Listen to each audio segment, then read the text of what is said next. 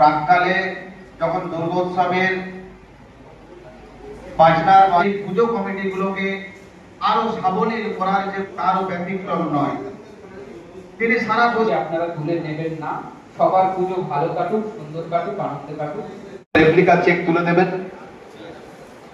এসেছে ওখানে হেতিয়া অঞ্চল সার্বজনীন দুর্গোৎসব কমিটি, তাদের হাতে প্রথমে রেপ্লিকা চেক তুলে দেবেন।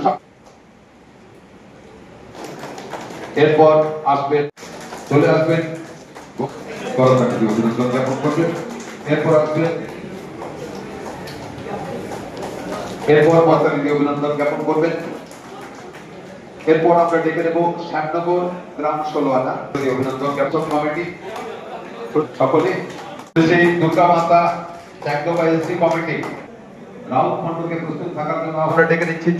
এই চেক তুলে দিচ্ছেন রমা গাঙ্গুলি মহোদয়া।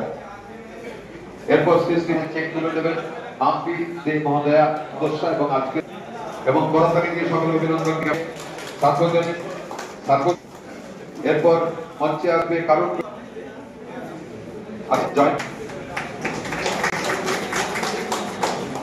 এরপর আসবে বিজয়টিয়া বিবেকানন্দ সার্বজনীন দুর্গোৎসব। এর দুর্গোৎসব কমিটি প্রস্তুত থাকবে।